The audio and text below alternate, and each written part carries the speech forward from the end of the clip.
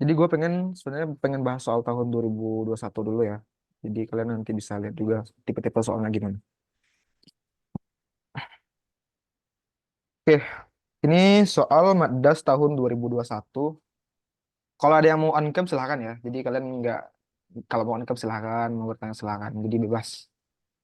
Jadi biar biar gue nggak kayak robot aja ngomong gitu. Jadi ada yang on-cam. Oke, kita lanjut ya. Ini soal UAS Maddas tahun 2021. Nah, kenapa gue nggak ambil tahun 2022? Karena kita kan udah ujian offline waktu itu ya 2022, jadi nggak dapet soalnya, jadi gue cuma bahas soal tahun tahun 2021. Gue udah tanya teman-teman angkatan 21 juga, mereka pada nggak ada gitu, jadi ya gitulah. Oke deh, di sini dia ada 4 soal. eh di sini dia eh, ini masih online ya, jadi masih boleh pakai kalkulator, bisa bekerja, lihat contekan. Oke, di sini soal nomor 1. Sebuah toko roti, oh ya ini dia 25 poin ya, jadi kalian manfaatin banget. Sebuah toko roti menjual kroffel dan mengetahui fungsi permintaan terhadap kroffel yang dijualnya, yaitu Q sama dengan 400 kurang P kuadrat. Artinya kan berarti kan ID-nya sama dengan 400 min P kuadrat, ya kan? Karena dia itu adalah fungsi permintaan. Di mana Q adalah banyaknya permintaan, eh, wait, banyaknya permintaan kroffel dalam satuan unit, dan P adalah harga kroffel dalam satuan dolar. Nah, yang A nih, 6 poin. Jika kroffel dijual seharga 5 dolar per buah, hitunglah elastisitas permintaan cross-sell terhadap harga pada tingkat harga tersebut, lalu interpretasikan. Nah, ini kalian, ini berarti kalian masih maba ya, masih fresh banget dari SMA, jadi harusnya masih ingat teori mikroekonomi elastisitas, yaitu pengaruh perubahan kuantitas terhadap perubahan harga.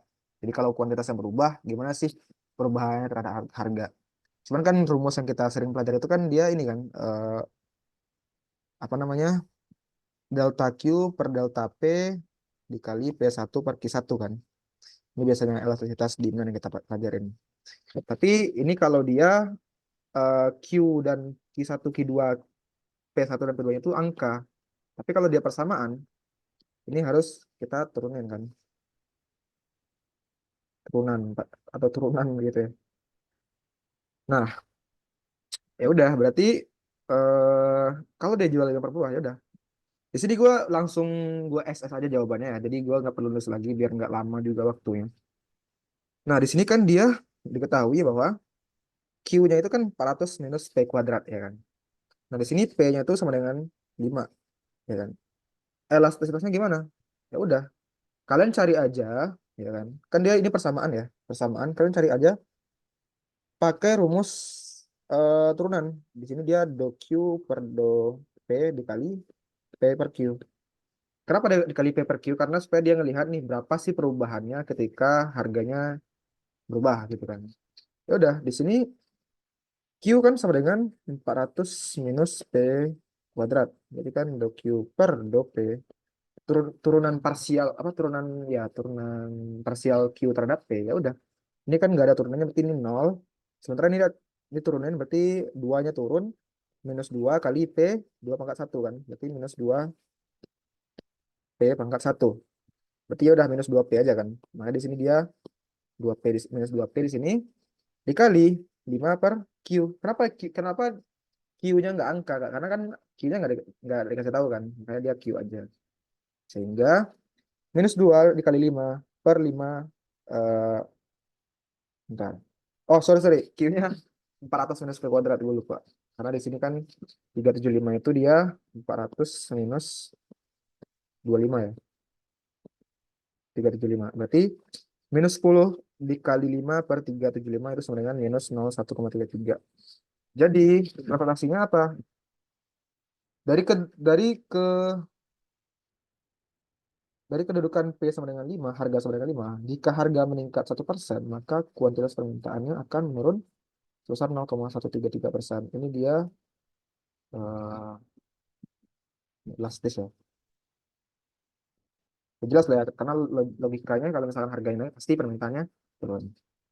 Itu gampang lah soal nomor yang A. Yang B, di sini ternyata ya, ternyata pemilik toko kemudian menyadari bahwa permintaan krovel ini tidak hanya dipengaruhi oleh harga, namun juga dipengaruhi oleh pendapatan atau Y. Sehingga fungsi permintaan krovel diestimasi menjadi Q sama dengan 400 minus 110 P ditambah 0,32 Y. Tadi kan dia cuman 400 dikurang 110 P doang. Sekarang ada pengaruh dari income-nya. Sehingga di sini eh, ditanya apa? Hitunglah elastisitas permintaan Krovel terhadap pendapatan jika diketahui rata-rata pendapatan masyarakat adalah sebesar 20.000 dan harga Krovelnya $5 per buah. Ya udah, di sini kita cari dulu nih turunan Q terhadap Y. Nah, di sini kita tahu bahwa persamaannya seperti ini ya. Kemudian ketika dicari elastisitasnya, kita cari dot Q per do Y dikali Y per Q. Jadi template-nya gitu aja kalau untuk mencari elastisitas. Sehingga kalau ini diturunin ya, berarti kan ini nggak ada variabel Y, ini nggak ada variabel Y. Ini diturunin jadi 0,32, ya kan? Dikali Y-nya berapa? Y-nya 20.000, Q-nya yang ini. Masukin P dan Y-nya. Sehingga 0,232 dikali 20.000 per 400 dikurang 110 dikali 5 ditambah 0,32 dikali 20.000. Sehingga elastisitasnya 1,024. Berarti artinya apa? Jika jika sama juga kayak ini kan. Jika jadi dari kedudukan Y sama dengan Y sama dengan 20.000, peningkatan pendapatan sebesar 1% itu akan meningkatkan kuantitas demand sebesar 1,024%. Itu dia uh, interpretasi. Oh iya, di C ini langsung ada ya. Di C dia ada sini yang di C itu dia interpretasikannya. Udah yang tadi kan. Jadi jika pendapatan meningkat sebesar 1%, kuantitas permintaan global akan meningkat 1,02%. Oke, itu yang sebenarnya, tapi kalau kalau misalkan kita lihat di sini ya dia perlu interpretasi ya. Oke, lanjut yang D nih. Yang D ini udah agak susah karena dia di sini pakai rumus eh apa nih bilangan Euler ya atau fungsi kontinu. Diketahui kemudian bahwa rata-rata pendapatan masyarakat tumbuh mengikuti fungsi kontinu terhadap waktu yang dinyatakan Y sama dengan 100 E pangkat 0,05 T, di mana E itu adalah angka eksponensial dan T itu adalah waktu dalam satuan tahun. Yang pertama, berapakah angka pertumbuhan pendapatan rata-rata masyarakat per tahunnya? Nah, ini kalian harus tahu dulu nih. Ini persamaan kontinu ya, fungsi kontinu, di mana nanti kita akan mencoba untuk memanipulasi persamaan ini dengan logaritma. Nah, kalian harus ingat lagi konsep logaritma yang udah kalian pelajari di SMA. Di sini yang pertama, berapakah angka pertumbuhan pendapatan rata-rata masyarakat per tahunnya? Kalau yang adanya pertumbuhan, ya kan, nah kita langsung aja lihat jawabannya. Kalau yang adanya pertumbuhan, rata-rata pertumbuhan pendapatan masyarakat. Nah, kalian udah belajar kan? Ini gue ambil PPT dari Asdos juga. Ada yang namanya rate of change, ada namanya rate of growth. Itu dia eh, tingkat perubahan dan tingkat pendapatan. Di mana dinyatakan dalam V sama dengan A dikali E pangkat R dikali T. T itu dia tahun, sehingga changes-nya itu kan biasanya dihitung dengan turunan. Sehingga DV per DT sama dengan R-nya turun. Karena dia ya R-nya turun. Terus em, apa namanya ini nanti dia mungkin di logaritmain ya, tapi gue belum ini sih, belum terlalu mengkaji lebih dalam rumus ini, tapi nanti dia ketika ada soal bakal kelihatan sih. Terus nanti hasilnya sama dengan R dikali V. Kemudian rate of growth itu dia V sama dengan A dikali E dikali R pangkat A dikali pangkat R kali T. Nah itu juga R-nya diturunin, terus nanti hasilnya adalah R. R-nya itu adalah growth-nya. Itu dia biasanya bentuknya dalam bentuk persentase. Nah, di sini caranya adalah kalian kalian logaritmain aja dua dua dua dua sisinya, dua sisi kiri dan sisi kanan. Di sini y-nya kita kasih len ya. Kenapa len? Supaya nanti dia yang ini hilang. Karena kan kalau len e itu kan satu kan. Kalian harus ingat ini. Len e itu satu. Jadi ketika diturunin, ketika di logaritmain, len hilang ya, len e-nya hilang. Sehingga len y sama dengan nah ini.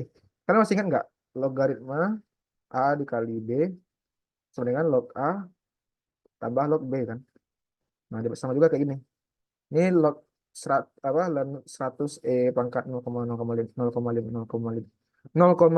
T ya, itu dijabarin jadi len 100 ditambah len E pangkat 0,05 T. Kenapa nggak pakai log aja Kak? Karena kalau pakai log doang itu nggak bisa dihilangin E-nya.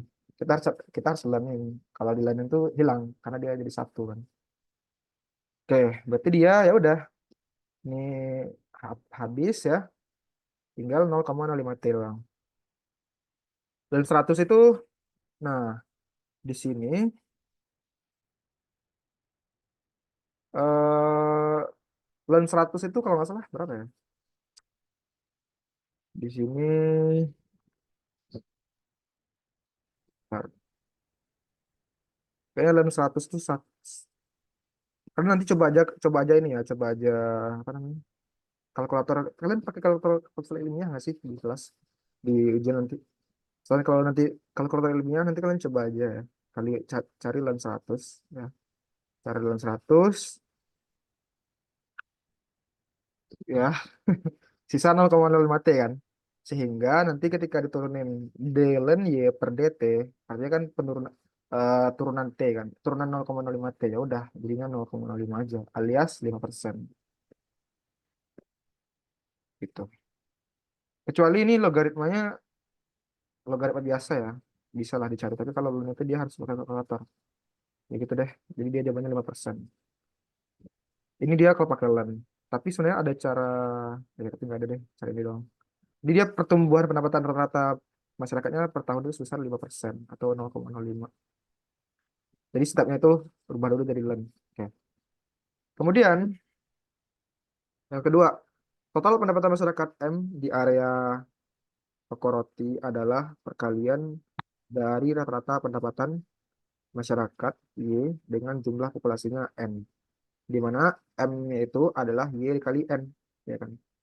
Jika populasi masyarakat tumbuh mengikuti fungsi N sama dengan 1000 E dikali 0 dikali 1000 E pangkat 0,01 T. Berapakah tingkat pertumbuhan total pendapatan masyarakat per tahunnya? Nah, di sini kan diketahui nih, M itu kan Y sama dengan N, ya kan? N-nya itu apa? N-nya itu adalah 1000 pangkat E kali 0,01 T. Nah, masukin aja kan? Di sini Y-nya berapa? Y-nya yaitu 100 kali E pangkat 0,05 T. Masukin di sini kan? Dikali N, N itu adalah 1000 pangkat ini. Karena tadi kan M itu dibilang adalah eh, area toko roti itu adalah perkalian dari rata-rata pendapatan masyarakat dengan jumlah populasi. Dikaliin berarti kan. Nah, ya udah untuk menghilangin E-nya kita pakai len lagi kan. Len M sama dengan len 100 ditambah. Ntar, len 100 ditambah len E pangkat 0,05 T ditambah len 1000 ditambah len E pangkat 0,1 T. Len M sama dengan len 100 ditambah, nah len E-nya hilang kan di sini. Satu, jadi tinggal 0,05 T doang. Ditambah len 100 ditambah 0,1 T karena len E-nya hilang. Sehingga sisanya 0,5 ditambah 0,1 alias 0,6. Jadi tingkat pertumbuhan total pendapatan masyarakat adalah adalah berapa? 0,06 atau 6% ya. Logikanya apa? Logikanya ya udah karena dia di sini dikaliin N makanya mungkin pertumbuhannya jadi meningkat gitu. Masalah rate of change sama rate of growth itu ini kalau nggak salah keluar di soal tahun 2020. Cuma nanti aku coba cek deh ada nggak bisa nggak kita bahas nanti. Oke, itu nomor satu. Sejauh ini ada pertanyaan? Coba yang belum mengerti tanya aja nggak apa. Gue di semester 1 juga awal-awalnya memang agak-agak kagok juga lihat lihat kuliahnya karena agak susah gitu ya karena dia pakai plan gitu-gitu. Kak Aman mau ya? nanya, Kenapa? jadi bedanya rate of change sama rate of growth tuh apa, Kak? Oke, bedanya rate of change sama rate of growth. Kalau rate of change itu dia melihat perubahan. Nah, eh, dicirikan dengan apa? Kalau dia perubahan, dia ngelihat perubahan T terhadap perubahan V. Tapi kalau growth, dia nggak cuman dv per dt doang, tapi dia juga membandingkan dengan posisi awalnya, sehingga terlihat tuh growth-nya. Sama juga nih, kayak kalian ngitung inflasi. Inflasi itu kan dihitung dari mengurangi IHK tahun sesudah dengan IHK tahun sebelumnya per IHK sebelumnya kan. Itu kan growth kan. Sama juga kayak gitu. Itu bedanya. Ngerti nggak? Yang ngerti, Kak, makasih. Iya, sama-sama. Ada yang lain? Nah, mungkin kalian kalau udah ngerti konsepnya mungkin lebih gampang. Cuman di soalnya mungkin agak lebih susah karena mungkin lebih rumit, angka-angkanya rumit atau misalkan persamaannya yang rumit. Nah, makanya sering latihan soal aja. Sama ya manfaatin eh, source dari asdosnya juga kan. Oke, kalau nggak ada pertanyaan, gue lanjut. Soal nomor 2. Di sini model pendapatan nasional. Di mana pendapatan nasional itu dia adalah Y sama dengan C plus I0 ditambah G.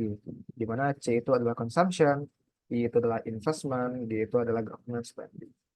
C itu sama dengan A dikali B dikali Y dikurang T. Di mana A itu adalah autonomous consumption. B itu apa? B itu MPC. Y itu apa? Y itu income. T itu adalah pajak. Di sini A-nya lebih besar dari nol karena autonomous consumption nggak mungkin sama dengan nol ya. Karena orang harus selalu makan, nggak boleh nggak makan. Kemudian B atau MPC-nya itu kurang dari satu lebih besar dari nol. Kemudian G-nya itu government-nya G kecil dikali Y. Yaitu G kecilnya juga nol apa kurang dari satu besar dari nol.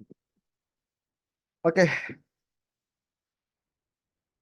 di sini em, yang A tentukan fungsi keseimbangan pendapatan nasional. Ya udah, kan pendapatan nasional itu kan Y sama dengan C plus I plus G. Ganti-ganti aja kan. C-nya berapa di sini? C-nya di sini A plus B dikali Y dikurang T0 ya. Ditambah I0 ditambah GY. Nah, B-nya ini dikaliin ke dalam ya kan. Dikaliin ke dalam, A ditambah BY dikurang BT0 ditambah I0 ditambah GY. Nah, supaya dia jadi persamaan yang bagus ya, semua variabel-variabel Y itu dipindahin ke kiri. Biar nanti tersisa Y-nya. Sehingga Y dikurang BY dikurang GY. Sama dengan A dikurang BT0 ditambah I0. Keluarin Y-nya. Sehingga satu minus B minus G. Sama dengan A minus BT0 ditambah I0. Sehingga Y pendapatan nasional persamaan dalam radius form itu dia adalah A minus BT0 ditambah I0 per satu minus B minus G. Itu adalah keseimbangan pendapatan nasional dalam radius form. Jadi intinya kita menjadikan persamaannya dalam bentuk Y sama dengan bla bla bla gitu. Oke, yang B. Yang B itu adalah temukan pengaruh dari perubahan investasi terhadap pendapatan nasional, keseimbangan pendapatan nasional. Nah, ini multiplier ya. Jadi kalau kalian masih ingat konsep multiplier kan, itu kan angka pengganda kan. Cuman di sini dia masih persamaan. Nah, kalian tinggal cari aja, kalian tinggal pelajarin aja. Terus interpretasikan ya karena kita harus ngelihat nih hubungan C dengan Y itu apa, hubungan I0 dengan Y itu apa, hubungan G dengan Y itu apa. Nah, itu dia perlu interpretasi. Berdasar apakah yang dibutuhkan pada parameter-parameter persamaan agar didapatkan solusi keseimbangan. Nah, di sini kalau kalian mau cari pengaruh perubahan investasi terhadap pendapatan nasional, sebenarnya tanpa kita cari pun sebenarnya kita udah tahu sih hubungannya. Secara teori, secara teori kan kalau investasi nambah kan berarti kan tambah bagus dong pendapatan nasionalnya. Cuman secara detailnya gimana gitu. Nah, kita perlu bikin persamaan. Nah, kita cari pakai do Y per do I. Kenapa do Y per do I? Karena dia partial derivatif, bukan total derivatif. Ya kan? Nah, pakai pakai cara yang gimana? Yang mana? Cara yang itu. U aksen V dikurang V aksen U per V kuadrat. Ya kan? Ini aturan aturan derivatif atau aturan turunan kan. Nah, U aksen itu dia berarti kan I0. I0 diturunin jadi satu. Benar, satu ya. Terus V-nya itu adalah satu minus B. Nih, dari sini ya, dari persamaan ini ya. Kalian gue nggak gitu sih. Ini. Ini. Oke, di sini ya. Dari persamaan ini yang kalian turunin ke bawah. Nah, em,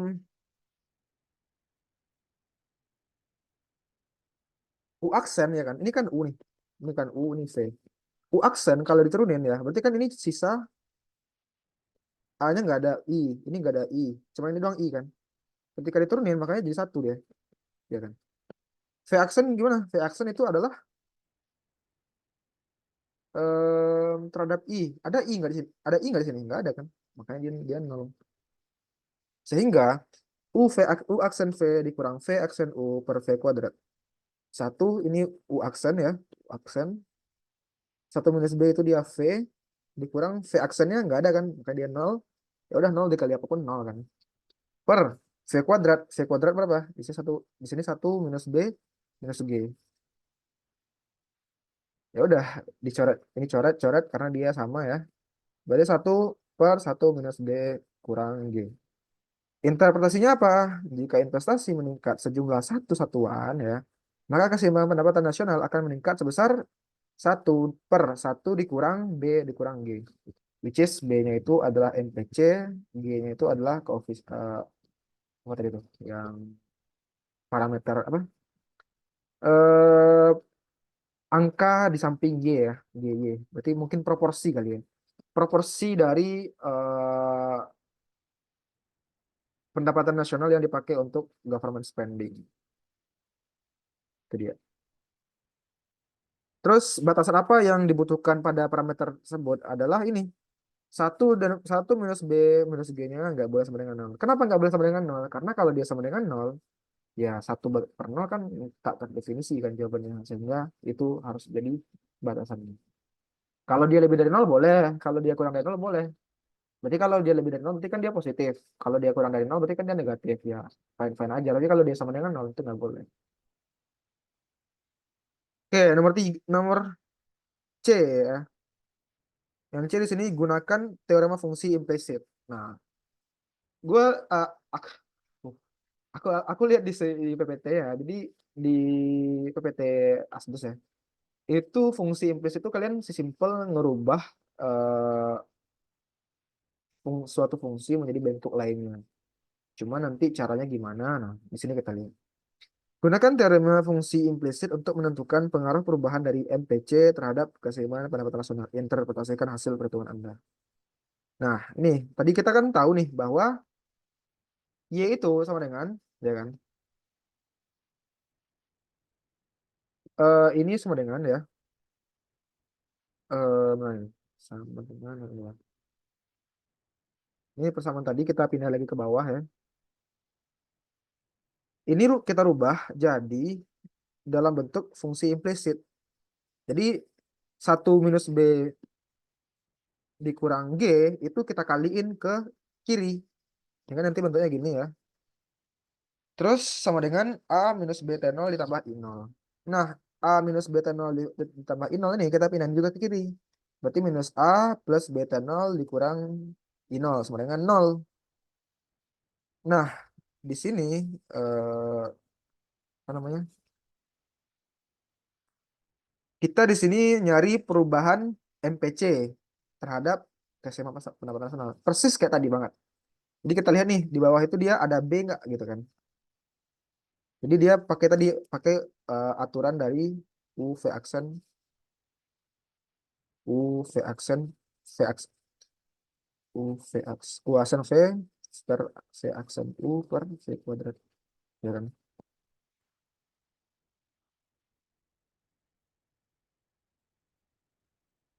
Dan nanti hasilnya bakal sama kayak gini aja. Jadi kalian coba aja. eh Apa namanya? Coba kita cari di sini. Gue coba dulu. Di sini U aksen itu dia terhadap perubahan D. Di sini ada,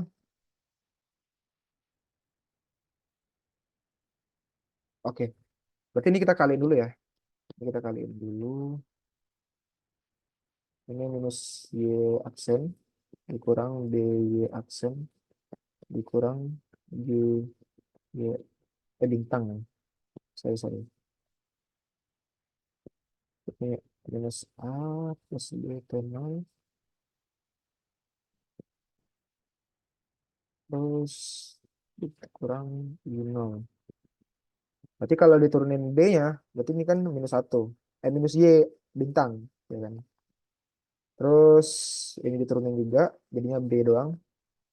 T0 ya. Minus Y plus T0 per satu minus B minus G. Satu minus B minus G-nya ini adalah ini apa namanya,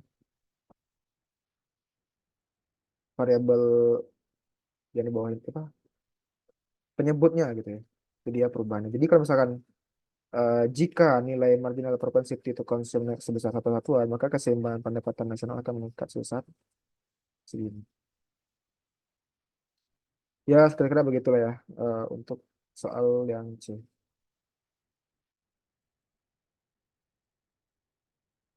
Sebenarnya kalau misalkan kita cari kayak gitu bisa sih sebenarnya. Jadi ini eh, pengaruh dari Y ini sama ini kan. Tapi di sini nggak ada Y-nya. Tapi kita di sini gunakan teorema fungsi implisit untuk melihat pengaruh. Makanya nih, kata kuncinya kita disuruh mengubah dulu ke fungsi implisit, makanya jadinya gini. Tapi kalau kita nggak disuruh bikin fungsi implisitnya, sebenarnya dari sini pun kita udah bisa turunin ke apa, cari ini ya, pengaruh B terhadap Y-nya. Kalau misalnya nggak pakai teori implisit, berarti ini dia turunannya adalah eh, minus T0 ya. Ntar nggak, ini dia pakai ini aja nih, pakai U sebagai aksen. U aksen di sini minus T0 ya. Terus dikali V-nya satu minus B minus G dikurang V aksen. V aksen di sini turunan B berarti sini minus satu ya. Harga pindah dulu deh. Minus satu dikali U. U-nya di sini A minus B T0 ditambah I0 per V kuadrat. Nah, itu kalian cari lah tuh. Ini coret-coret U kuadrat ya. Sisa nanti dia minus T0 tambah satu, satu dikali, ya sama aja ya. Tambah satu dikali A minus B T0 ditambah I0. Ya kira-kira seperti itu lah ya. Kalau misalkan dia nggak disuruh pakai fungsi implisit. Jadi dia seperti inilah eh, apa namanya, interpretasinya. Oke, itu sekilas ya untuk soal nomor. Soal nomor 2. Ada pertanyaan? Kalau nggak ada, kita lanjut ya. Soal nomor 3.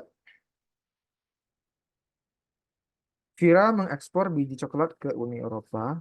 Fungsi harga biji coklat di Uni Eropa dinyatakan sebagai PUE alfa satu dikurang sepertiga Q. Sementara harga perolehan biji coklat dari petani dalam negeri mengikuti fungsi harga PIM dengan alfa kuadrat dalam masa tertentu. Diketahui juga pula biaya pengiriman coklat per ton dari Indonesia ke Uni Eropa adalah Y atau apa nih, gamma ya. Pokoknya itu deh, pokoknya lambang Y gitu. Q adalah jumlah biji coklat dalam ton. Kemudian eh, gam alfa gamma, ya gamma ya, gamma alfa satu alfa 2 adalah parameter yang semuanya bernilai positif dan dalam satuan dolar.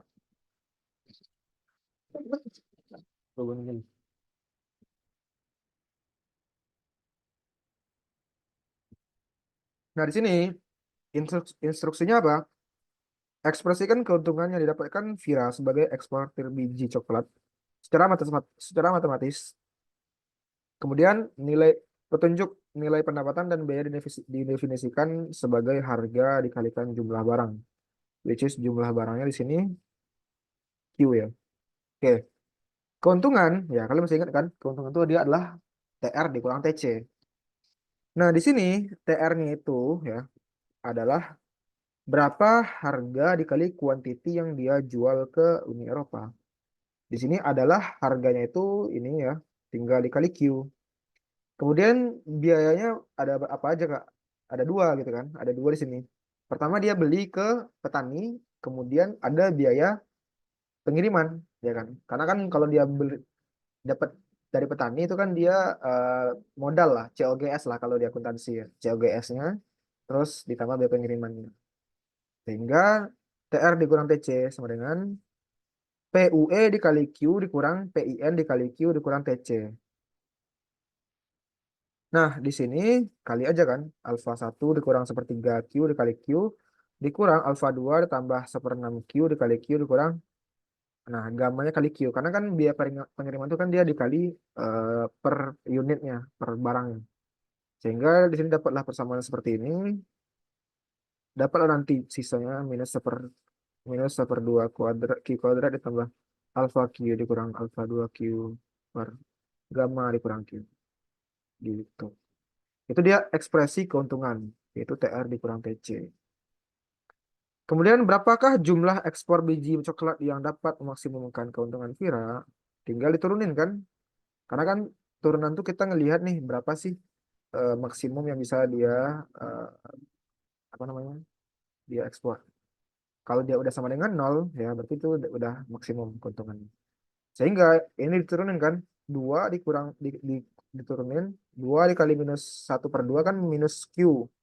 Pangkatnya sisa satu ya kan minus Q ditambah ini diturunin jadi Q jadi alfa satu doang, ini turun jadi minus alfa 2, terus ini diturun jadi minus gamma, sehingga Q-nya pindah ke kanan, Q sama dengan alfa satu dikurang alfa 2 dikurang gamma.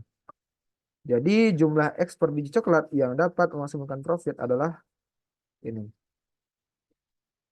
Sesimpel itu ya. Jadi intinya kalau kalian udah tahu konsepnya itu bakal lebih gampang. Turunan gitu ya.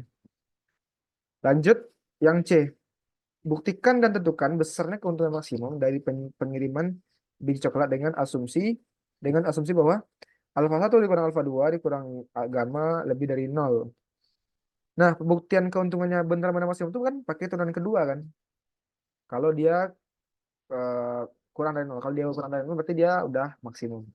Sehingga di sini fungsi apa turunan keduanya d d kuadrat d kuadrat profit ya per dq kuadrat kurang dari nol. Di sini kalau kita turunin ya, eh bentar. Di sini, nah ini kan kalau diturunin ya, ini kan jadinya turun keduanya berarti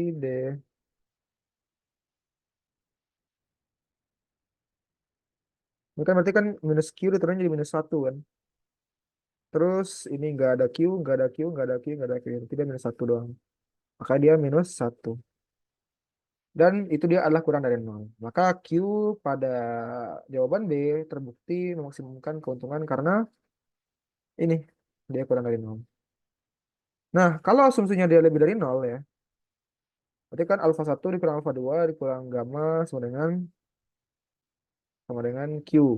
Q-nya lebih dari nol, misal Q-nya satu ya. Kalau Q-nya satu, masukin di sini nih. Masukin aja ke fungsi profitnya. Dapat dari sini hasilnya adalah setengah ya. Jadi dia akan mendapatkan keuntungan maksimum sebesar setengah apabila ininya lebih dari nol. Gitu. Kalau dia lebih dari nol nanti ya ini, berarti dia bukan maksimum. Maksudnya dia minimum ya. Kalau nggak salah begitu sih, setahu gue ya, kalau turunan kedua. Oke, lanjut yang D. Apa yang terjadi jika alfa satu dikurang alfa 2 dikurang gamma kecil dari nol? Jelaskan. Oke, di sini ada dua jawaban nih, versi yang gue lihat ya. Ada jawaban satu, ada jawaban dua. Pertama, jawaban pertama di ini. In order to maximize her profit, Vira should export where the quantity is greater than zero. Ya kan? Nah, since the Q ininya adalah sama dengan alfa satu dikurang alfa 2 dikurang Y dikurang gamma, it should be greater than zero. Ya kan? Dia harus lebih besar dari nol. Jika parameter ini kurang dari nol, berarti kan dia nggak mungkin untuk ekspor karena masa ekspor barang itu nol sih gitu kan. Jadi harusnya ya nggak bisa gitu. Jadi jawaban pertama. Nah, tapi kalau kalian pengen kekeh juga, coba ini nih, yang kedua nih. Coba kalian buktiin gitu kan. Misalkan di sini alfa satu dikurang alfa 2 dikurang gamma kecil dari nol. Nah, dia kan sama dengan Q. Kalau Q kurang dari nol, misalkan dia minus satu. Dimasukkan ke sini, minus satu per 2 dikali minus satu kuadrat ditambah alfa satu dikali minus satu dikurang alfa 2 dikali minus satu dikurang gamma dikali minus satu. Minus satu per 2 dikali satu minus satu per 2 dikurang alfa satu dikurang alfa satu ditambah alfa 2 ditambah alfa. Nah, ini kan sama aja dengan minus satu kan. Dengan minus satu setengah akan mendapatkan keuntungan setengah apabila segini. Nah, jadi ada dua nih jawabannya. Ya, nanti kalian coba aja lah. Mungkin kalian nanti coba nih. Coba misalkan Q-nya minus 2 gitu. Coba kalau kita misalkan minus 2 dia masih positif nggak nih? Minus setengah dikali minus 2 per 2 kita 2 ditambah eh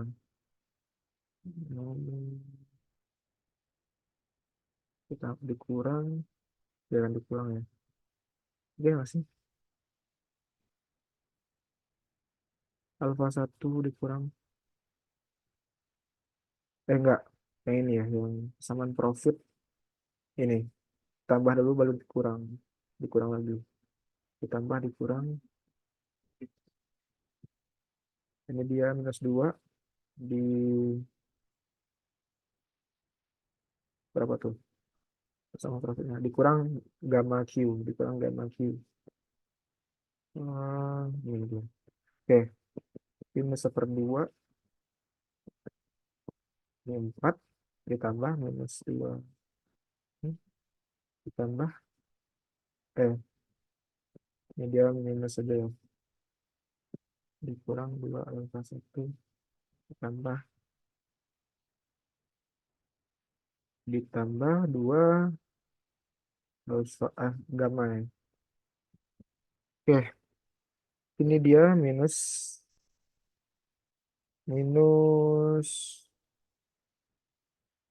2 ya.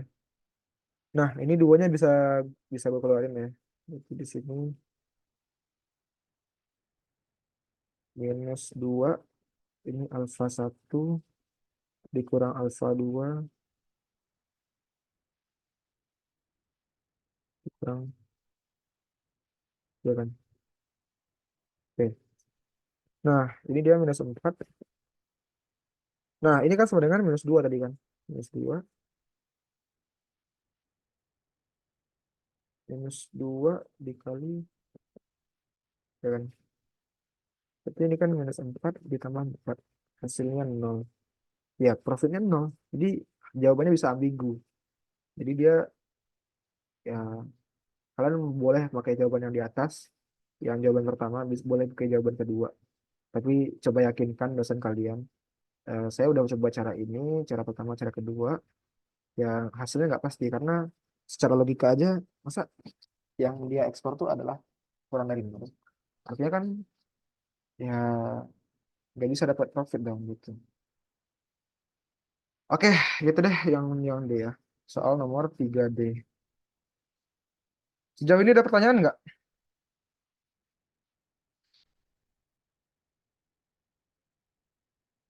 Nggak ada ya. Oke, lanjut ke nomor 4. Di sini sebuah perusahaan memiliki fungsi produksi sama dengan Q sama dengan 4K pangkat 2/3 dikali L pangkat sepertiga.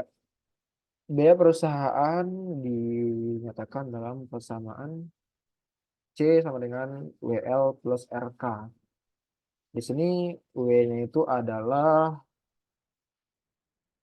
W-nya itu adalah upah pekerja per pekerja. R itu L itu adalah jumlah tenaga kerja, R itu adalah biaya kapital, K itu adalah jumlah kapital. Jika perusahaan ingin meminimalkan biaya produksinya, tentukan fungsi tujuan, fungsi kendala, dan fungsi Lagrange. Nah, di sini coba lihat cara menentukan fungsi tujuannya, analisis soalnya. Kan di sini dia pengen meminimalkan biaya produksi kan. Ya udah berarti fungsi tujuannya, fungsi cost-nya berarti, ya kan?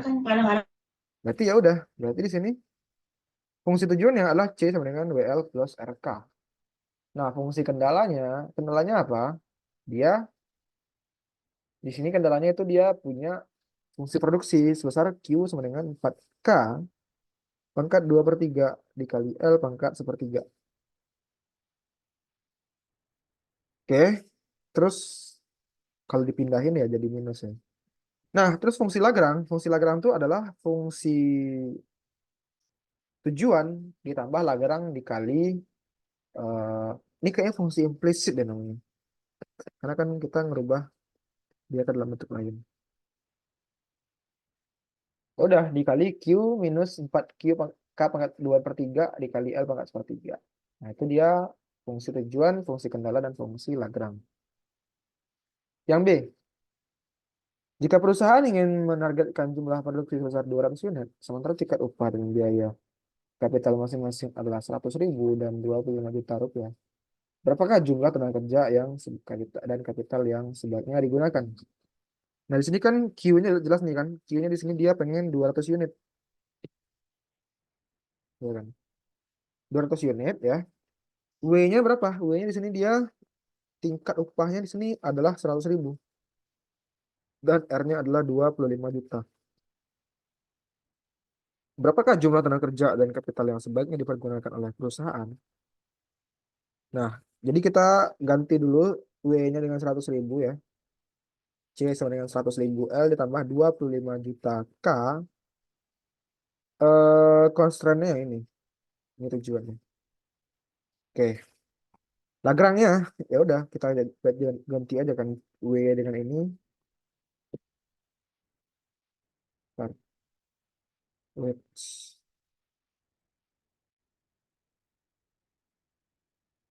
Oke. Di sini 100.000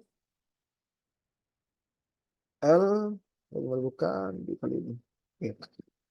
Nah, tadi kan dia pengen jumlah tenaga kerja dan kapital yang sebaiknya digunakan, ya kan? Nah, artinya kan kita pengen cari angkanya berapa. Caranya ya udah kita tinggal turunin nih, turun parsialnya terhadap labor, capital, dan juga Lagrange. Bukan Lagrange. Ini apa namanya sih? Nah ini, ya angka Lagrange namanya. Oke. Terus kita turunin ya terhadap L. Ini turunin terhadap L 100.000 dikurang. Nah, ini kan L-nya juga turunin. Berarti kan sepertiga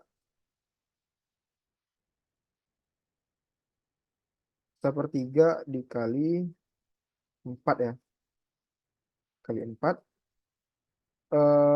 4/3 minus 4/3.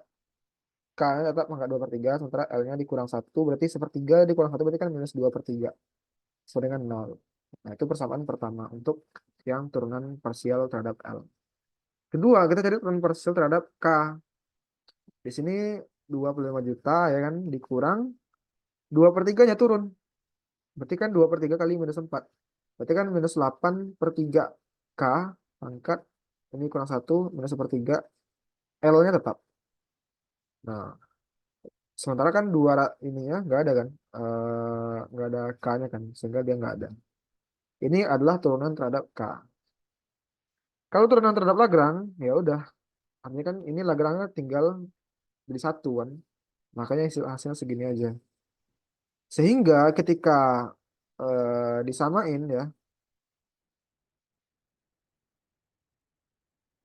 ini 100.000, ini Lagrange disamain, sehingga nanti jadinya 100.000 per 4 per 3 K pangkat 2 per 3. Nah, ini kalian misalnya kalau bingung ya, ini sebenarnya soal yang keluar nanti sebenarnya bakal mirip-mirip aja kayak gini ya. Jadi nanti bakal kalian harus kalian apa namanya, convert ke sini aja. 100.000 per 4 per 3,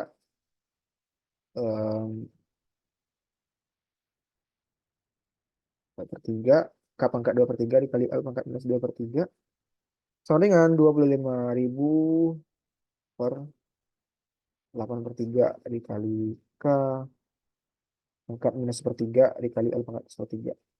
Nah, ini ada yang sama ya. Di sini L per 3-nya sama per 3. Di sini sisa 2. Berarti di sini em, L sepertiganya ini dinaikin ke sini ya. Ini dinaikin ke sini. Berarti L sepertiga, pangkat sepertiga. Ini tetap di sini sama dengan 25 juta. Ininya turun ke bawah. Satu 100.000 em, dikali K pangkat 2 per 3 dikali K pangkat di per 3 pangkat minus sepertiga. Sehingga nanti L-nya ini, ya kan? Berarti kan ini kan satu per 3 dikurang minus 2 per 3. Berarti kan L pangkat 3 per 3 kan. Berarti L pangkat 1. Sama dengan hasilnya ini adalah 125K. Nah, ketika udah dapat L sama dengan 125K, masukin L-nya ke sini. L-nya ganti dengan 125K.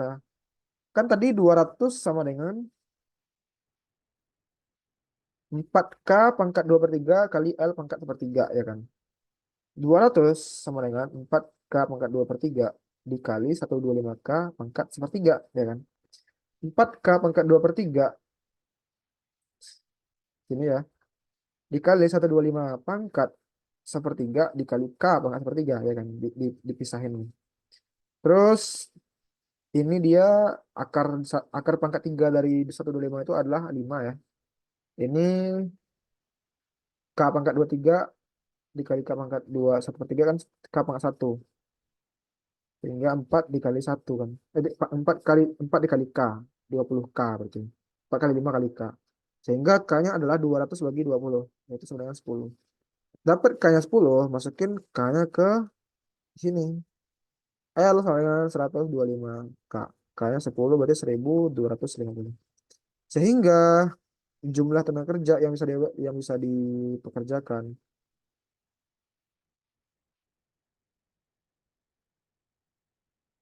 itu adalah 1.250, dan L apa L-nya 1.250 dan K-nya itu 10. Tapi ini total cost yang bisa dia keluarin gitu. Nah, menurut gue sih kesusahannya di sini sih. Kesusahannya tuh di sini nih. Nah, kalian harus benar-benar ngerti nih cara convert gitu. Oke, di sini ada namanya nih, Kak, maaf itu.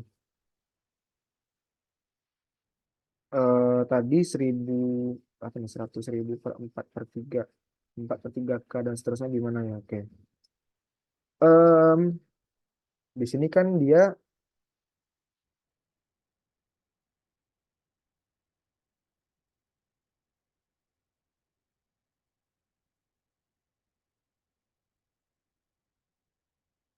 coba ini kita apa namanya, kita eliminate apa, kita convert dulu ya. Di sini Lagrange itu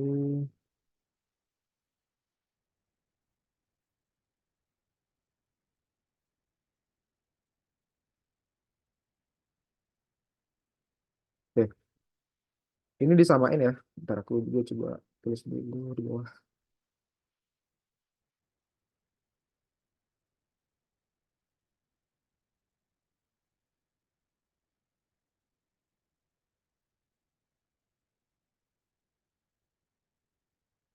Gue coba deh, kayaknya bisa deh jadi yang seperti ini. Coba kita cari dulu.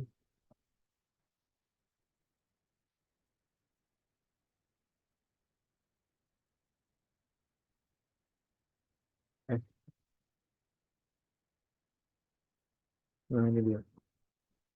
Ini kan dia sama-sama dengan nol ya. Kalau nggak salah gue ya, ini dia sama-sama dengan nol. Karena dia sama dengan nol, ya. Jadi kita bisa samain. Jadi kan dia 100.000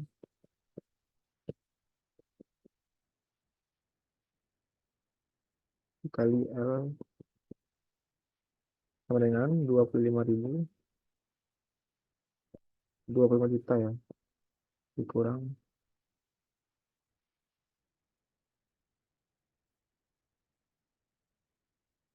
berapa nih? Dikurang 8/3. 8/1/3. 8/1/3. Oke. Terus setelah itu 100.000 nggak bisa juga kayak gini ya. Nah, L pangkat 1/3 minus 25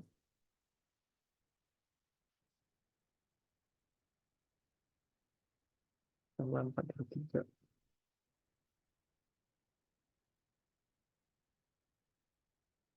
Oke, nah di sini nih kesulitannya.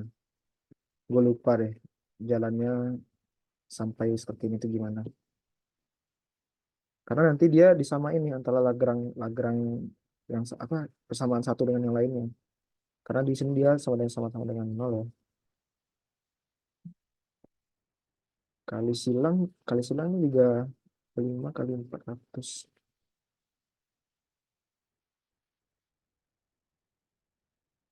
Bentar, 100.000. Kalau ini misalkan kedua ruas dibagi sama 8/3, 8/3, 8/3 juga nggak bisa. Ya, gue lupa ya. Pokoknya dia sampai sini, pokoknya dia nanti eh, apa namanya konstanta ya ini ya. Ini bakal berada di atas dan kemudian variabel apa persamaan dari capital N lebarnya bakal di bawah. Terus nanti 25 juta, 25 jutanya dia yang ini yang konstantanya di atas, kemudian 8/3-nya itu nanti di bawah. Tapi nanti gue coba cari ini deh, cari apa namanya penurunan rumusnya. Cuman gue lupa dari mana asalnya. Soalnya ini gue kebetulan pakai jawaban tahun lalu juga. Jadi udah agak lama lupa. Tapi setahu gue caranya kayak gini. Nanti deh coba gue ini ya, coba gue cari cara cara penurunannya gimana. Nanti gue bakal cantumin di link Google Drive nanti. Nanti kan bakal ada link Google Drive juga. Nanti gue masukin di sana aja. Oke, ada pertanyaan lain dulu nggak sebelum gua lanjut ke soal lainnya? Nanti ini jadi apa namanya? Jadi PR gua juga nih kenapa dia jadi nggak kayak gini.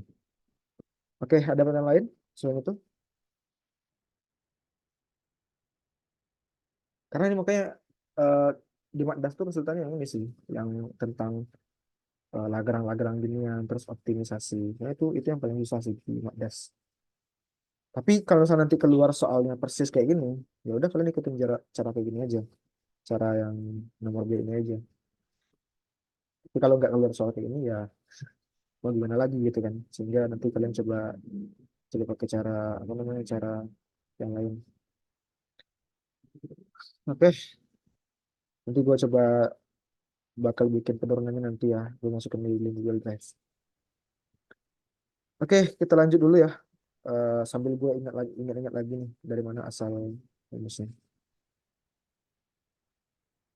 Nah, ya kan di bawah ini ternyata di sini em, first order condition Lagrange. Di sini dia, ntar coba kita buat ke atas deh.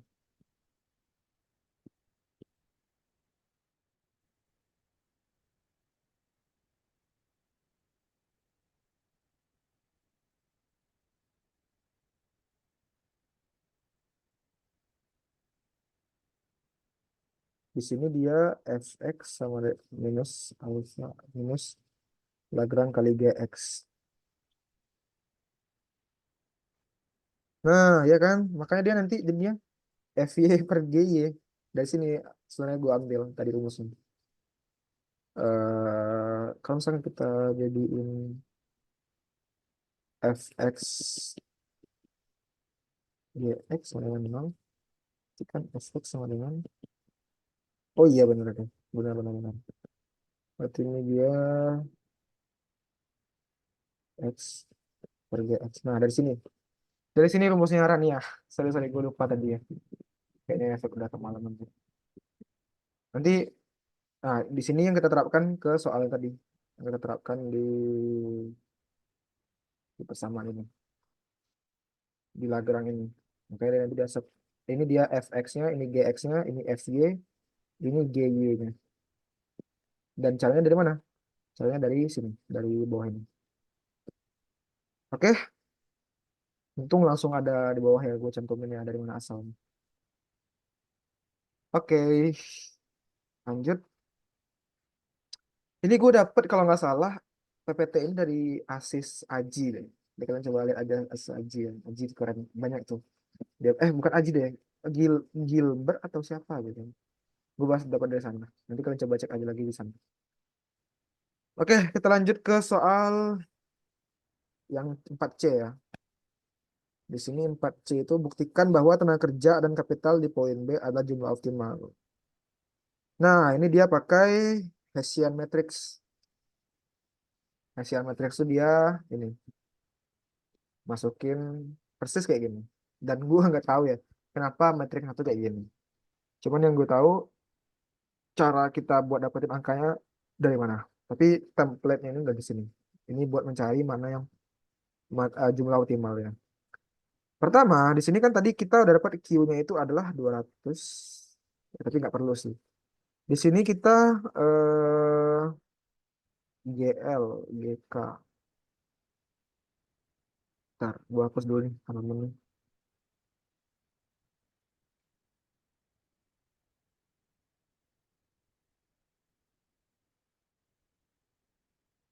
Dango, mochi dengo, coklat sauce, ini dia.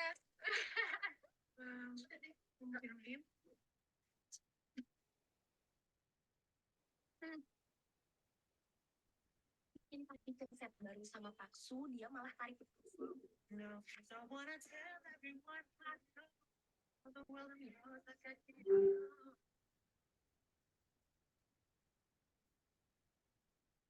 Oke, di sini yang C-nya itu buktikan bahwa ini dia.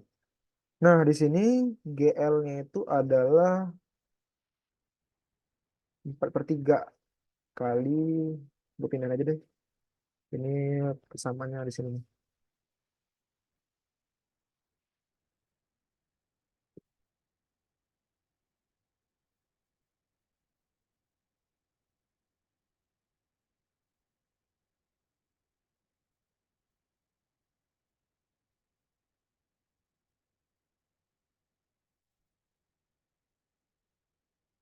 Oke, ini dia.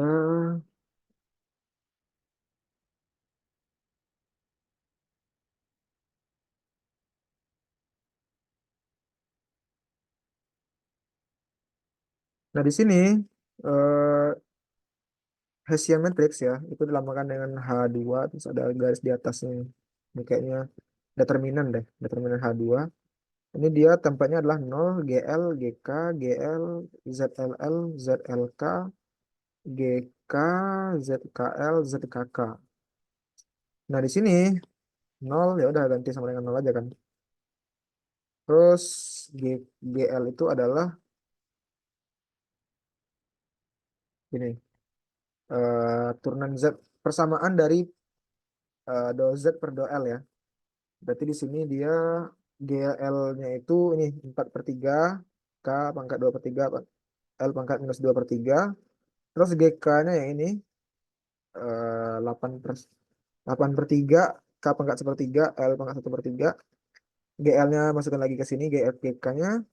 Terus ZLL ini adalah turunan kedua dari ZLL-nya.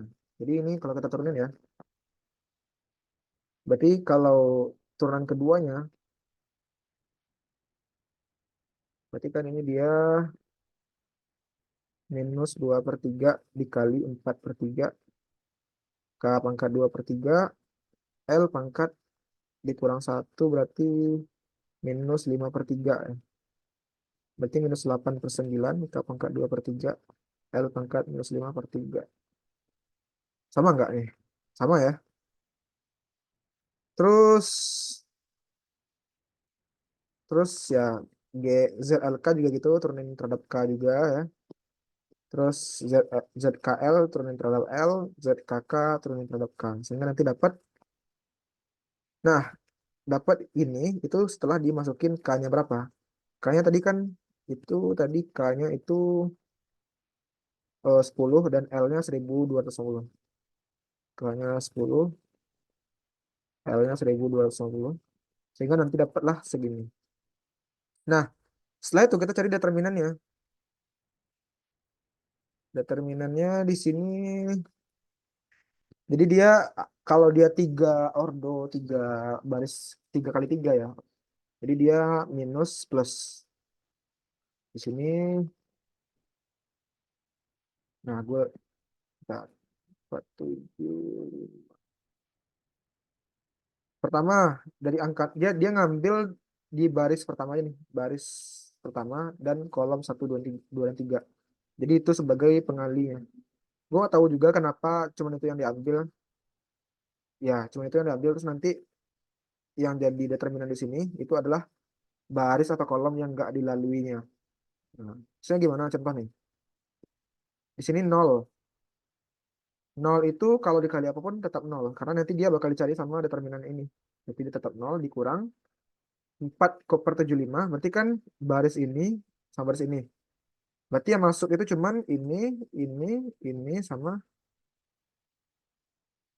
ini. Ya. Terus kalau 40/3 berarti, bentar. 40/3 berarti kan ini sama ini ya. Berarti 4/25 berarti cuma ini doang nih. Masukin ke sini. Terus dapatlah nanti segini ya determinannya. Tinggal ini kali ini dikurang ini kali ini. Ditambah ini kali ini dikurang ini kali ini. Dapatlah nanti dia segini dan hasilnya adalah minus 21,33 alias kurang dari 0. Dengan determinan Hessian matriks kurang dari 0, maka K sebesar 10 dan L sebesar 1250 akan meminimumkan biaya produksi sesuai dari tujuan kita tadi. Kan tujuan kita pengen meminimumkan biaya perusahaan. Artinya jumlah tersebut merupakan jumlah optimal bagi perusahaan untuk mencapai produksi yang ditargetkan. Nah, ini dia. Gue dapat dari PPT juga. Dia kalau 3 ordo H2, kalau 4 ordo dia H3.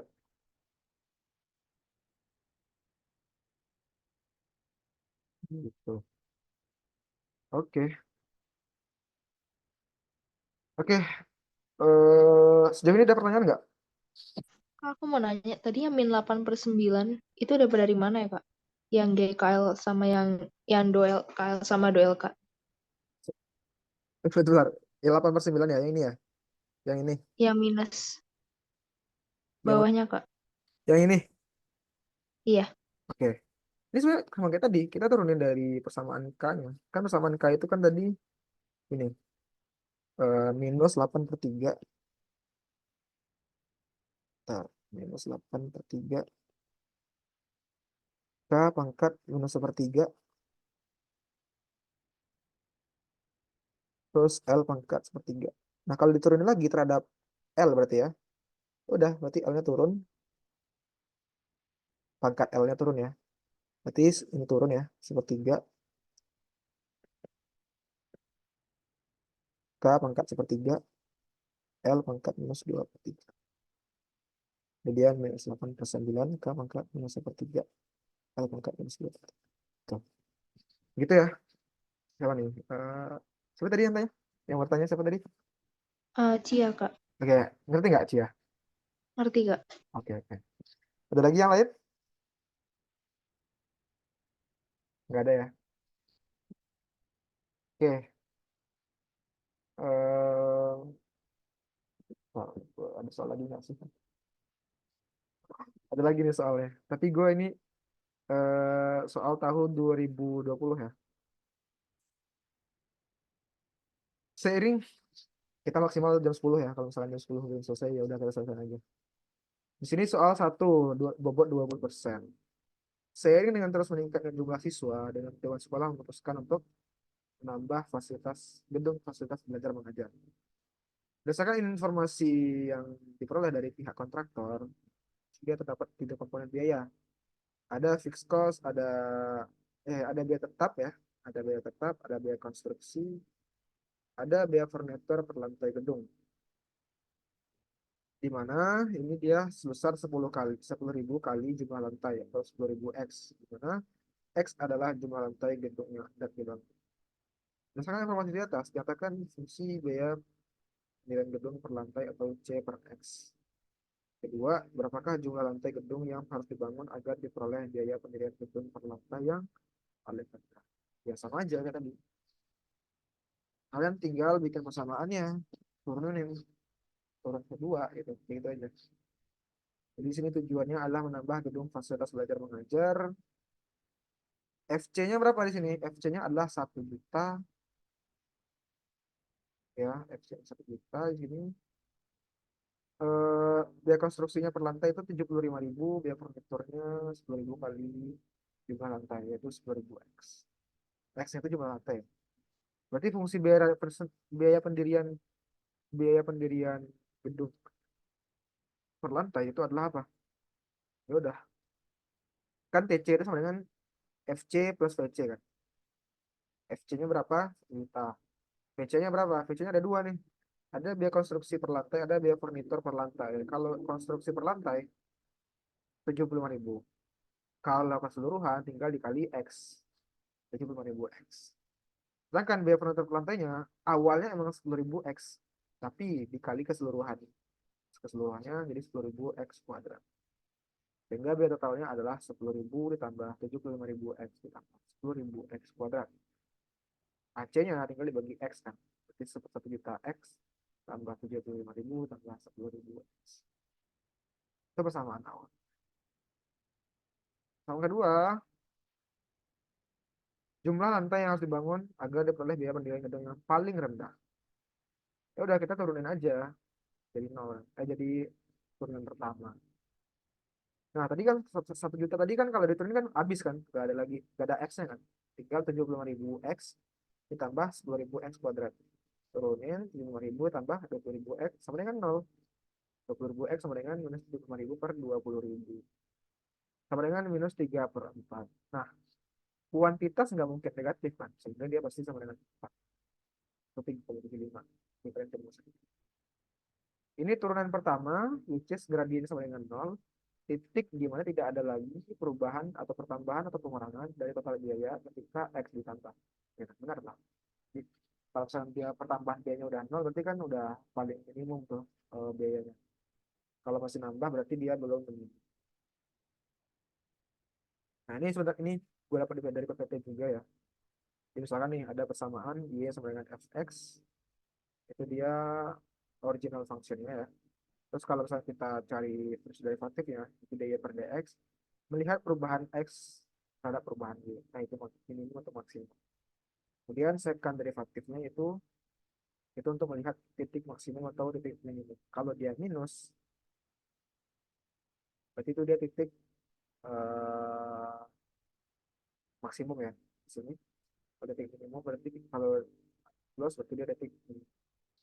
Gambarnya kayak gitu. Ini lebih ke persamaan kuadrat sih, tapi ya seperti itulah kira-kira untuk gambaran.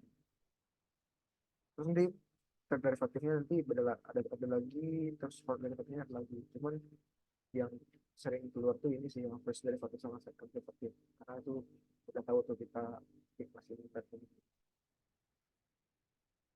Nah turunan tambahan nih, ini gue lihat juga kalau DTC per Dia total cost per DX lebih dari nol. Berarti ini menunjukkan bahwa total biaya meningkat seiring dengan pertambahan tanda quote. Berarti ini dia belum minimum nih biayanya. Jadi dia karena kalau misalnya kalau kita tambah X-nya, ternyata TC-nya nambah terus.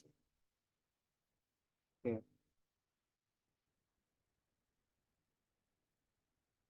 Terus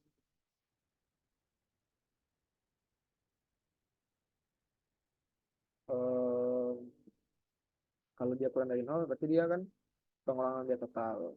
Maksudnya ya sebenarnya nol lah, biar dia udah maksimal atau minimum. Oh, udah minimum biayanya. Terus turunan kedua ini dia untuk mengukur laju pertambahan biaya diukur oleh turunan pertama. Dengan kata lain, kalau dia lebih dari nol, berarti dia udah minimum. Terus kalau dia kurang dari nol, harusnya dia sedia ya sih, harusnya dia maksimum. Jadi kebalikannya aja gitu. Oke, lanjut ke yang B. Buktikan bahwa hasil yang Anda peroleh dari A itu benar-benar menghasilkan biaya pendirian gedung per lantai yang paling rendah. Ya udah, turunan kedua kan. Turunan kedua berarti ya udah berarti hasilnya 20.000 doang kan karena diturun lagi terhadap X. Which is 20.000 itu adalah lebih dari nol. Berarti ini minimum. Biaya minimum sudah mencapai biaya total sudah mencapai. Kemudian berdasarkan jawaban yang Anda dapatkan di bagian A dan B, berapakah saat biaya pendirian gedung per lantai dan biaya pendirian gedung per lantai? Tadi X kita udah dapat nih 3,75. Ya masukin lagi kan. Dapatlah nanti sini masukin 3,75, hasilnya yaitu 379,167. Terus masukin juga ke sini TC-nya ya udah. Nah, TC-nya kan ini kan AC nih. Kalau TC kan tinggal AC dikali Q kan. Dikali X gitu ya. X-nya kan jumlah eh, per lantai. Dikali aja Q atau X-nya ya. 3,75 dapat 1.412.875. Itu dia pendirian seluruh gedung. Oke, ada pertanyaan?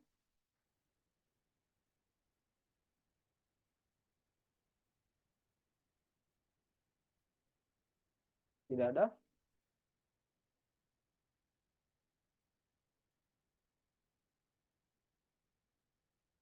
Oke, nah, kita lanjut ke soal nomor 2.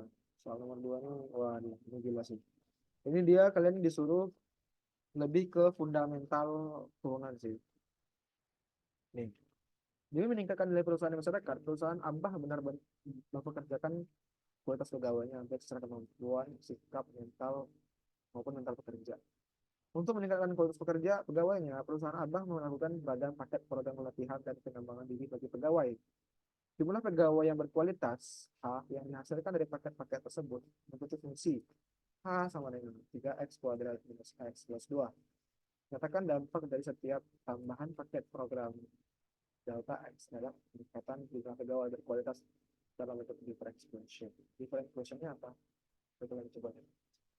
Lalu interpretasikan hasilnya jika jumlah paketnya pada awalnya hanya ada 8. Nah, sebelum kalian bahas soal ini, kalian harus ngerti dulu nih, cara kalian di konsep dasar turunan itu gimana sih? Kan konsep dasar turunan itu kan dari sama soal ini kan, yang F X0 ditambah delta H dikurang F X0 per F X ditambah H. Jadi dia melihat perubahan itu. Nah, itu namanya different question. Jadi different question itu adalah suatu konsep dalam kalkulus ya, yang digunakan untuk mendefinisikan turunan dari suatu fungsi. Ini merupakan pendekatan dasar untuk menghitung turunan dengan menggunakan batas saat perbedaan dalam variabel input dan negatif. Karena kan turunan itu kan melihat perubahan yang mendekati nol. Di sini ya udah, di sini dia different questionnya dapat dinyatakan dengan f dikali x plus h dikurang fx per h. Jadi dia melihat pertambahan atau perubahannya lah. Dimana h ini adalah perbedaan kecil dalam nilai x. Dengan kata lain, dq adalah rasio perubahan fungsi fx pada perubahan kecil h dalam variabel x. Nah, itu different question. Jadi kan harus merubah ini ke dalam bentuk different question. Caranya gimana?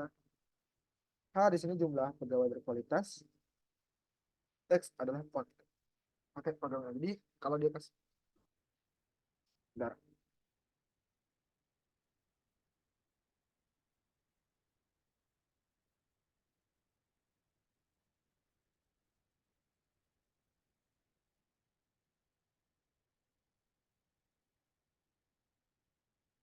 Jadi kalau kalian, jadi kalau kalian pengen jadiin dia different equation, rubah dulu X tadi jadi X0. Jadi ini dia HX0, jadi ini X awalnya. Sebelum ditambah, sebelum ada perubahan, jadi ini X0 dulu.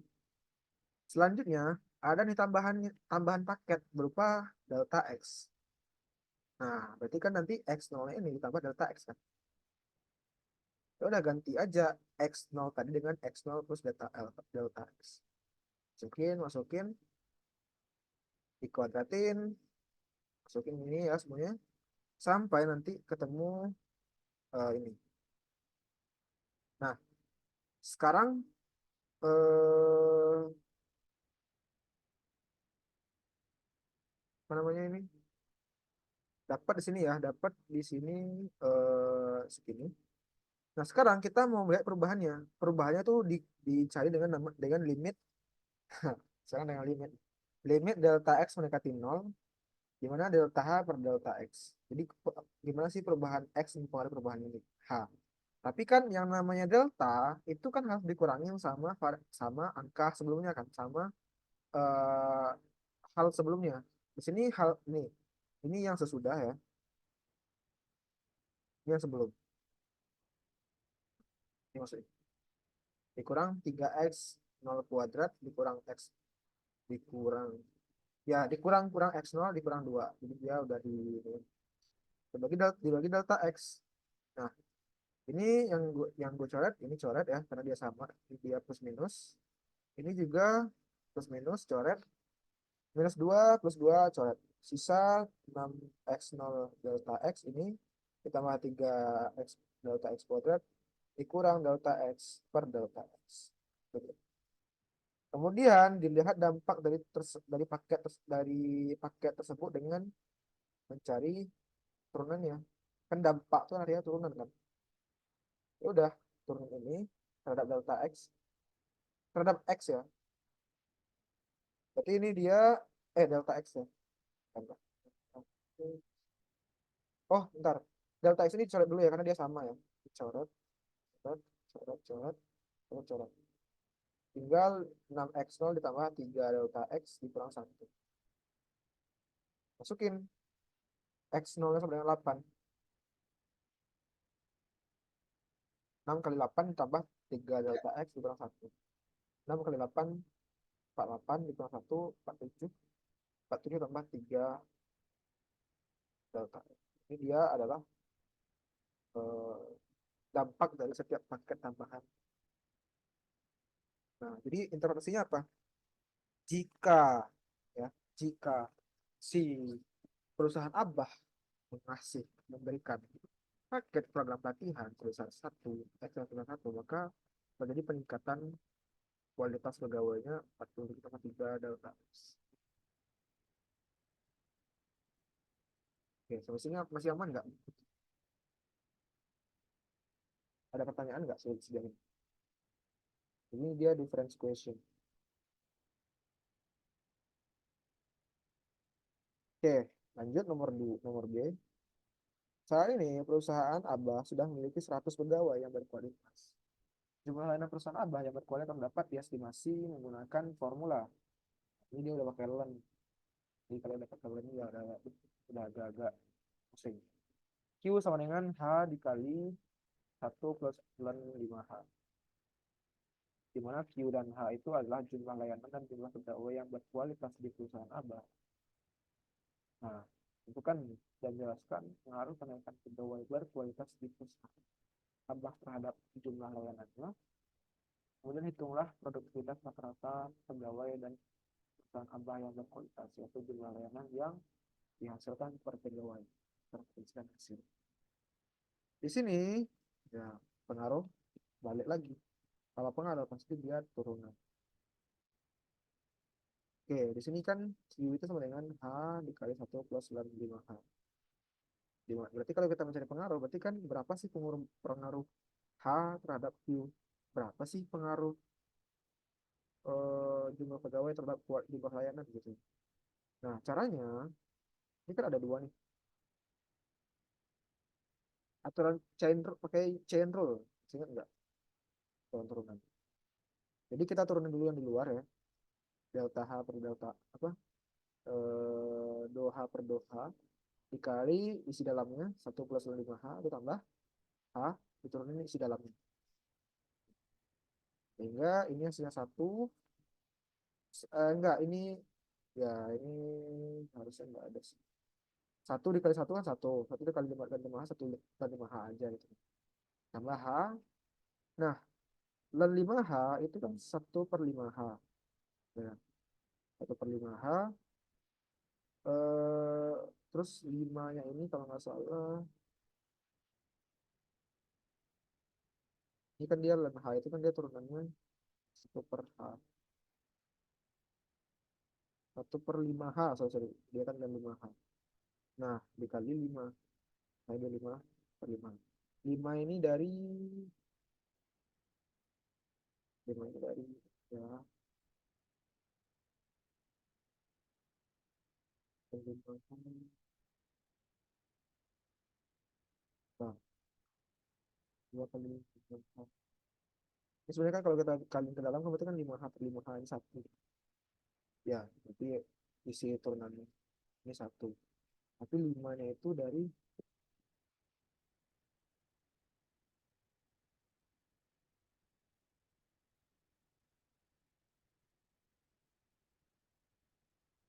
oh,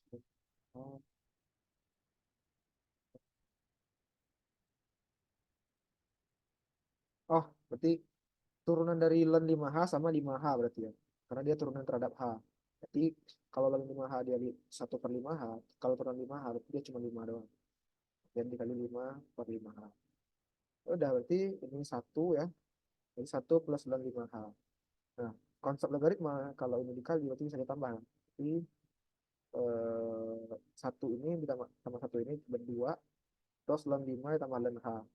2 tambah ln 5 sama dengan tambah ln 100. Kenapa 100? Karena H-nya 100 kan. Ya udah, ln 5 ditambah ln 100 itu adalah 2 tambah ln 5 ditambah ln 100 adalah 4,1. Itu dia pengaruh kenaikan pegawai terhadap jumlah layak. Jadi kalau ditambah pegawainya 1, jumlah pelayanannya bakal naik 8,21. Oke. Yang kedua, hitunglah produktivitas rata-rata pegawai perusahaan yang berkualitas. Itu kan tinggal Q dibagi H kan. Q-nya berapa? Q-nya H. Q-nya yaitu H dikali 1 plus ln 5H. Bagi H. H bagi H 1. 1 ln 5H. Ini kan sebenarnya kan sama ada dengan H dikali ditambah H dikali ln 5H kan. Nah, ini per H. Ini 1 ya. Ini hilang. Jadi ln 5H doang. Ln 5H berarti ln 500. 1 ln itu tambah ln 500 yaitu 7,6%. Jadi kalau itu rata-rata produktivitas itu 7,2. Oke, nah ini dia tadi derivation rule ya. Kalau kalian punya seperti ini, gampang lah ya, tinggal turunin n-nya. Terus pangkatnya dikurangin 1. Terus kalau dia fx dx, itu tinggal turunin satu ya. Fx dikali d turunan gx ditambah gx dikali turunan fx. Terus kalau dia turunan fx x bla bla dikurang bla bla from gx kuadrat x. Terus kalau dia 3 persamaan turunin 1. Ini fx x, ini dia x x, ini x x. Kalau dia plus minus turunin 1. Jadi turunin fx dulu, plus minus turunan gx. Itu turunan derivation rule. Oke, nomor 3. Semakin lama perusahaan Abah semakin populer dan nilai perusahaannya semakin tinggi. Nilai perusahaan Abah semakin meningkat proporsional dan mengikuti fungsi kontinu. Terus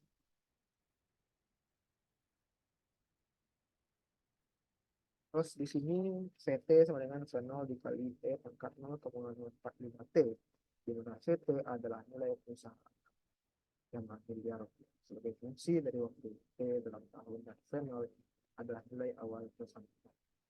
Itulah tingkat pertumbuhan nilai perusahaan Abah per tahun dan berapa tahun yang diperlukan perusahaan Abah untuk meningkatkan nilai perusahaan dia dari 16 miliar rupiah menjadi 20 miliar.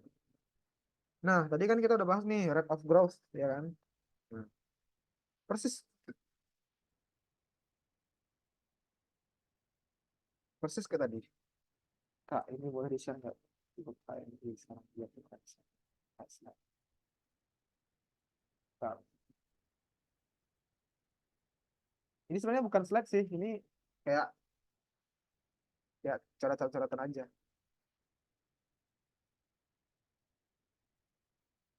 Ntar, coba lihat dulu ada nggak sih?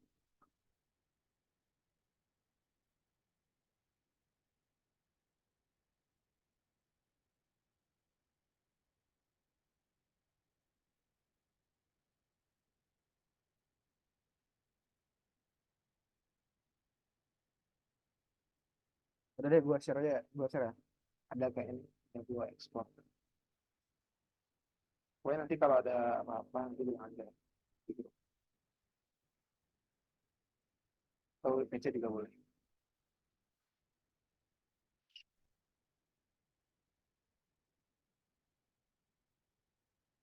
Oke, sambil dikirim gua lanjutin ya.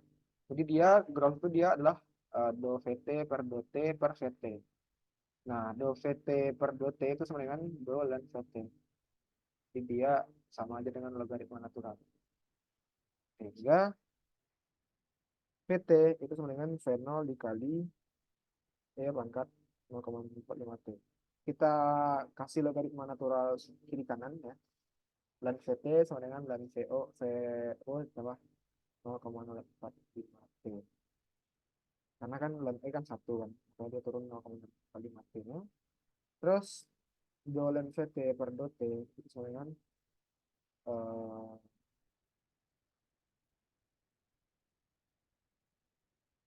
sama dengan di sini T-nya turunan turunan terhadap T ya. Tapi dia sisa 0,045. Itu dia growth-nya. Kemudian di sini eh, berapa tahun ya? Ya udah.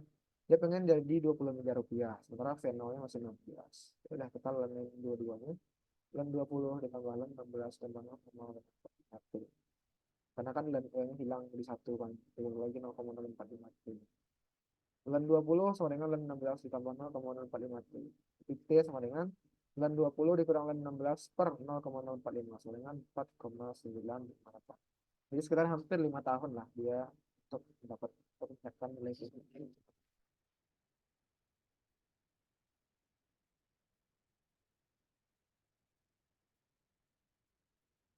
Oke, lanjut. Eh,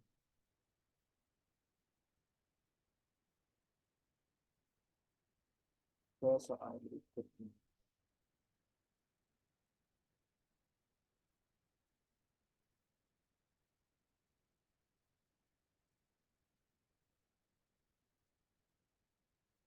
Oke, ingat lagi nih yang rate of change, rate of growth, itu ingat lagi.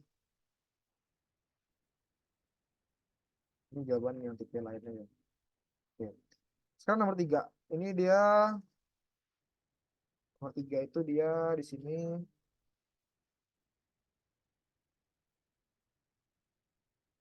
tentang ini ya, tentang tingkat produksi dan harga jual yang paling optimal untuk masing-masing output sehingga profit yang dihasilkan per 25 maksimal. Ya udah, di sini dia jual minyak goreng, bungkil dan mentega.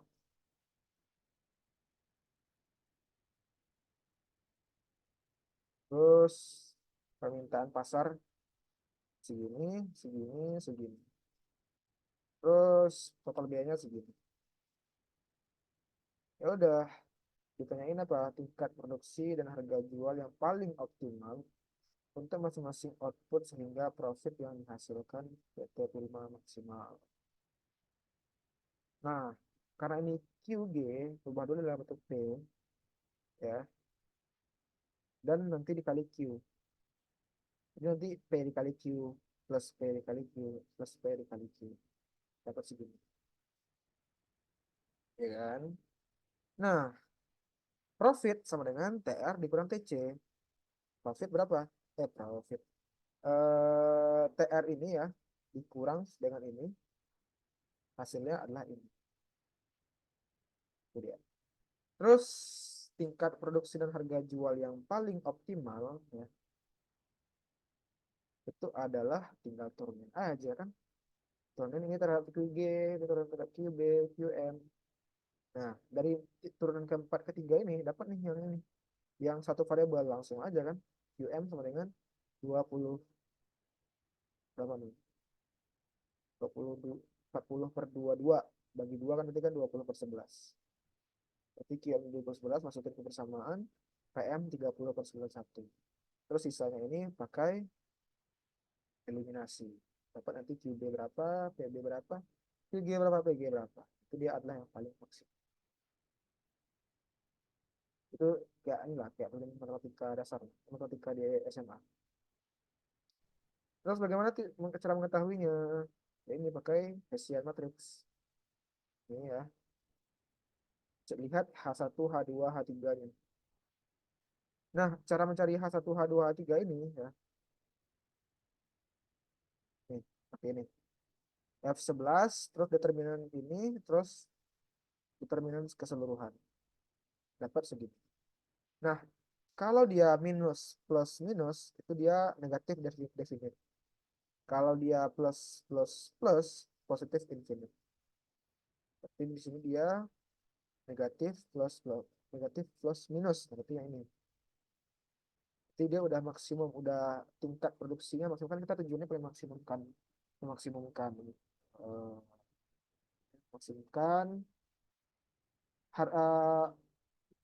apa harga jual yang tingkat produksi. Nilai profitnya berapa? Tinggal masukin aja kan. Profit tadi persamaannya gimana? Profit tadi persamaannya itu ya ini, tinggal ganti aja kan dengan angka-angka ini. Begitu. Dapat nanti profitnya itu 109,6. Oke, nomor 5. Ini soal terakhir ya. Jadi kalian udah bahas soal 2 tahun. Gue harap bisa sih kalian menjawab soal soal ujian nanti ya. Terus di sini tentuin fungsi tujuan, kendala, fungsi Lagrange ya gitu lagi kan. Di sini dia tujuannya apa? Tujuannya ingin memaksimumkan kepuasan. Berarti dia persamaan UXY ini. Constraint-nya apa? Harga harga barang kan. Harga. Jadi budgetnya berapa sih? Ini sama kayak ini nggak sih? Sama kayak budget lain juga itu juga kan. Budget lain kan PX dikali X plus PY dikali Y. Terus Lagrange-nya ya udah objective function dikurang Lagrange dikali fungsi implisit dari constraint equation. Terus optimisasi turunin lagi, dapat lagi kayak tadi kan. Lagrange sama dengan Lagrange, dapat nanti masukin lagi ke eh apa namanya? Ya sama kayak persis persis sama yang kayak tadi soal tahun lalu itu ya, soal yang tahun 2021 ya. Ini nanti kalian samain aja Lagrange ini ya, Lagrange ini nanti dapat Y sama dengan berapa ya. Masukin ke sini. Dapatlah di sini. Terus dapat X sama dengan M per 3 PI, PX, Y sama dengan M per 1, 1,5 PI. Nah, itu dia apa tuh namanya itu? Proses optimisasi. Kemudian yang kedua, berapa nilai optimalnya? Kita masukin aja kan di sini X sama dengan M per 3 PX. M di sini kan 120, masukin 120. Terus 3 dikali PX, PX berapa? PX 4. Masukin semuanya. Buat segini, masukin ke U-nya, utilities. Nah, berarti utility-nya adalah 7.180. Terakhir, buktikan secara matematis pakai cara lagi yang kemarin, yang tadi, yang Hessian matrix. Nah, ini dia pakai GX, GY tadi ya. Nah, ini dia cuma pakai ini doang nih. Terus, nah, ini kenapa dia, nah, ini dia gini, 0 kurang PX kali bla bla bla ditambah minus PY dikali bla bla bla.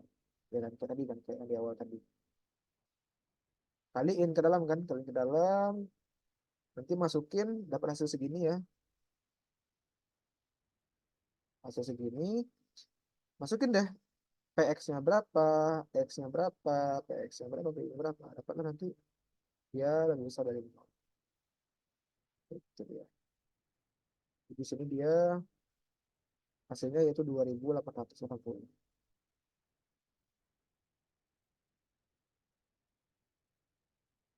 Oke. Itu dia udah maksimal ya.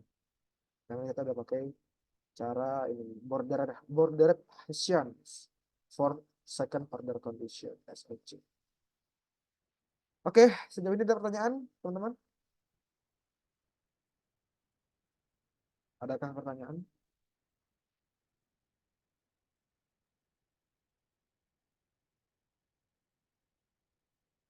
Kalau nggak ada, ya sekian dulu kelas hari ini, apa belajar bersama HMI hari ini.